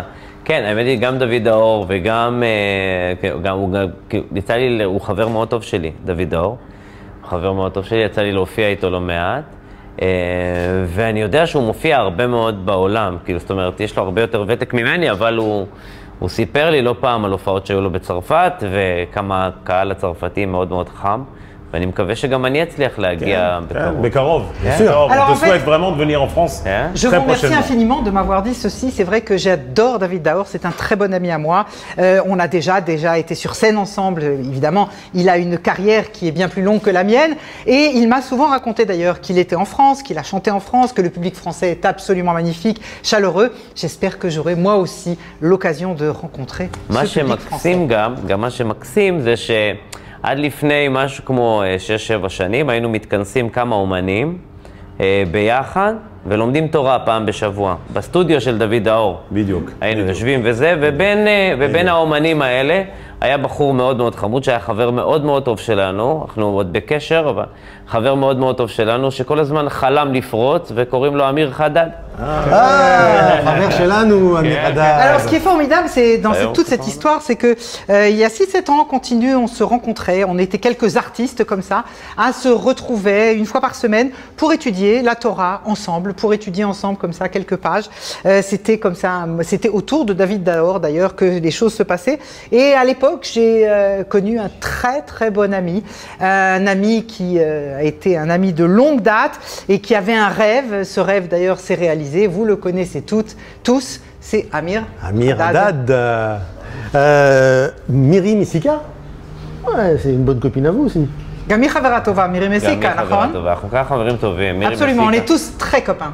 היא מדהימה, מירי מסיקה. Elle est renversante, מירי מסיקה. La prochaine fois, vous venez avec elle. אני ראיתי אותך, je vous ai vu, אני ראיתי אותך בהופעה עם מירי מסיקה, מזמן, זה היה משהו מדהים, זה היה פנטסטי, תקשיבו. Toi qui disais qu'il l'a vu déjà en concert. Voilà, donc moi aussi, moi aussi j'ai interprété. Et c'était extraordinaire. Alors là, je vais parler en français, je ne sais plus si je dois parler en français. En français. Moi, j'ai préparé en Youssef, hébreu. en français. Bon, alors en français, donc le dernier titre qui vient de sortir, c'est vraiment une histoire. Ahava Sheli. Voilà, Ahava Sheli, le titre, le single. Ahava Sheli, c'est quelque chose on sent que ça vient vraiment de l'intérieur. C'est vraiment comment on appelle en hébreu, Sipur Ishi. C'est histoire personnelle qui, après, on sent toute la force à Koach chez la Ahava Shelcha, toute la force qui est à l'intérieur de toi, tu as voulu transmettre, comme on le dit dans la Torah, en fait. Comment omrim baTorah, ma sheyesh bifnim la isha. Alors on va traduire, on va il l'a fait très bien là. Non, mais il manque quand même. בקיצור, הסינגל האחרון שלך, מרגישים שהוא בא באמת מתוך הלב, שהוא בא, כפי שאומרים בתורה, בא מכל הלב אל הלב של האישה. האמת היא שאני, באופן כללי, אני רומנטיקן, אני אוהב לכתוב שירי אהבה, ואחרי שבמשך שנים כתבתי שירי אהבה למישהי שלא הכרתי, עכשיו אני כותב את שירי אהבה לאשתי, ובאמת השיר הזה, האהבה שלי, זה שיר שנכתב עליה, ומספר בעצם על כל המסע שהיה לפניה, מספר לה על כל המסע שהיה לפניה, ועל החיפושים עד שבעצם הגעתי אליה, ואז אני אומר כאילו בפזמון, עד שהגעתי אליי לא ידעתי מה זה חי. Ça veut dire, il a dit, c'est juste qu'il n'a pas reconnu, quand il n'avait pas connu sa femme, il ne savait pas ce que c'était vivre. Vivre. Tu vois jusqu'où ça va. Gisèle. Alors, vient de dire. En effet, je suis quelqu'un de très romantique. Lui, pas moi. Moi, pas du tout.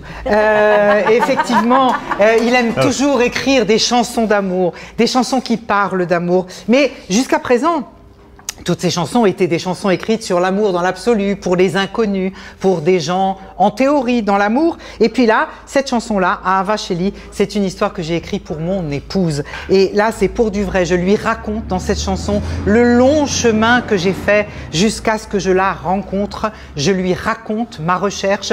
Et effectivement, la phrase clé, c'est que jusqu'à ce que je te connaisse, je ne savais pas ce qu'était la vie.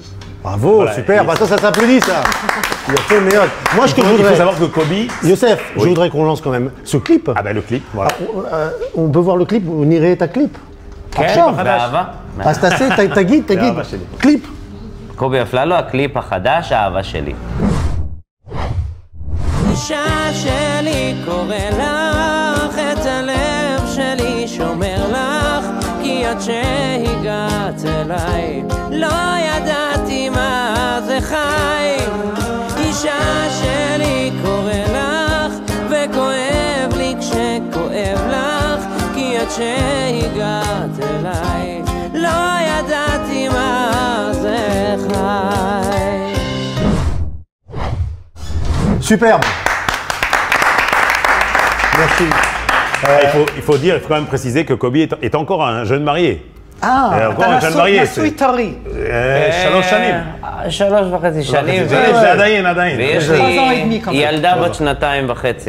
Et il a une petite fille de 2 ans et demi. Et surtout, il va faire une tournée en juin qui va faire tout l'été. Alors, on voudrait savoir. ויש לך באמת סיבוב הופעות מיוני וכל הקיץ? לכל הקיץ, כן. היום אנחנו מסיימים הופעה אחרונה של החורף בירושלים.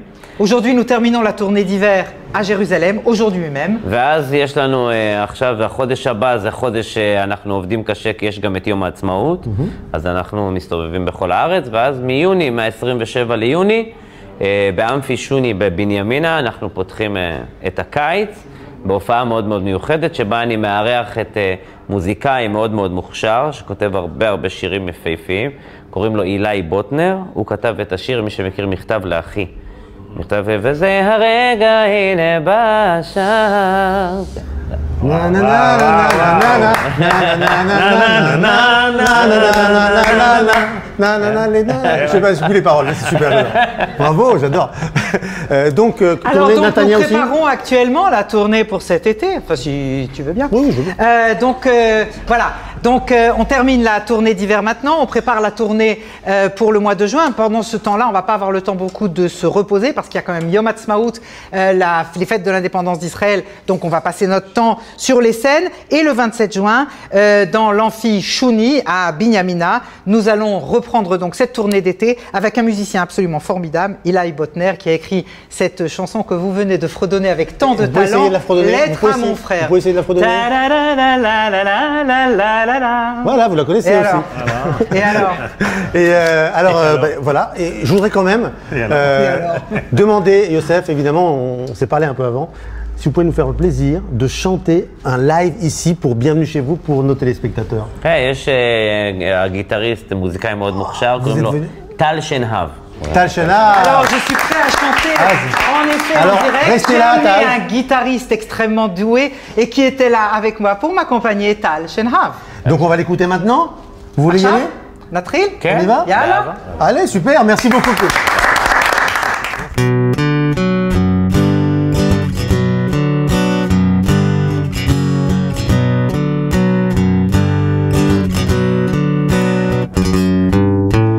חייתי בסרטים שחור לבן בלב שבור ללב מוגן ואת האבא שלי חיפשתי ברחובות קטנים בעולמי פתאום עלתה זריחה שכאבה בלא שום כלי לאהבה גם האורות הכי טובים מסנברים את המבטים שבתוכי והנה בת כמעט רק במבט נתת בי אור ודרך, כן בת כמעט רק במבט כל הבדידות נופלת. אישה שלי קורא לך את הלב שלי שומר לך כי עד שהגעת אליי לא ידעתי מה זה חי. אישה שלי קורא לך וכואב לי שכואב לך כי עד שהגעת אליי לא ידעתי מה זה חי.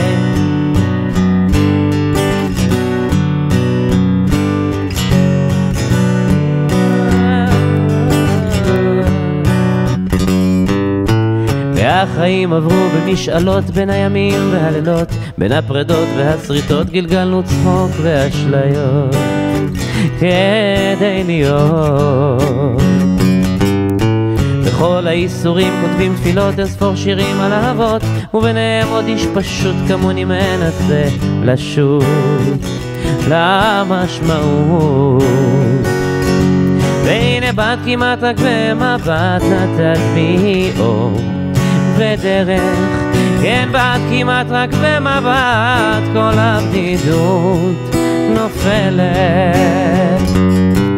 אישה שלי קורא לך את הלב שלי שומר לך כי עד שהגעת אליי לא ידעתי מה זה חי.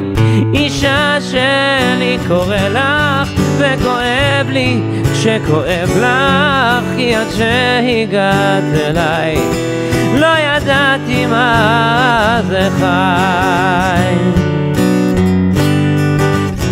לא ידעתי מה זה חי.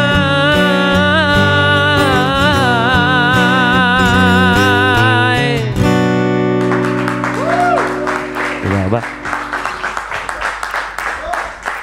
וזה בשבילך.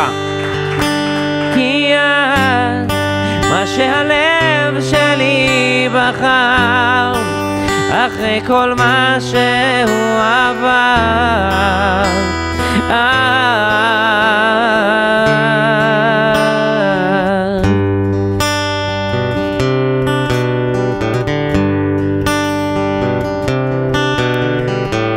את לי החסד ואת לי בית ואת שוכנת בליבי את לי השקט איתך זה שניים כן את יושבת בקרבי מכל הלבטים וכל השינויים אני נשאר איתה בכל הניגונים, בכל הכיוונים אני נשאר שלה כי את מה שהלב שלי בחר אחרי כל מה שהוא עבר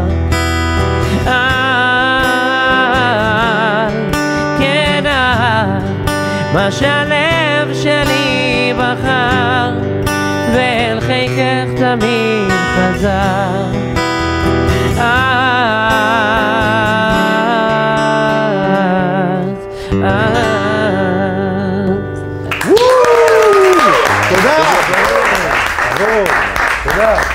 Merci beaucoup.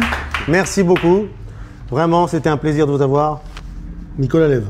Toda Rabba. Merci. Voilà, je voulais remercier évidemment toute l'équipe, les chroniqueurs, les invités, Youssef Marek, Gisèle Abazon et tout le monde évidemment. Notre équipe technique avec Jo Lévy, la réalisation de notre maquilleuse Charlotte Chekroun qui fête son anniversaire aujourd'hui. Évidemment mon partenaire David Sidbon à direction artistique, Liron Chemouni d'Anatel et vous, fidèles téléspectateurs de Bienvenue chez vous, de A+. Merci encore. Vraiment, on vous retrouve très très vite pour un nouveau Bienvenue chez vous. Merci, on était heureux de vous avoir et heureux de les avoir avec nous aujourd'hui. Merci beaucoup. Alors, je vais la chanter a cappella, comme on dit. Vas-y. לא, תעשה למינו. אני רוצה גם לשיר. וזה הרגע הנה בשם מה תביא את הרוח מה ימיס את הדממה והסיבות לכל דבר יש חלום שלא נגמר בסוף הדרך את תהיה מאושר בסוף הדרך את תהיה מאושר תודה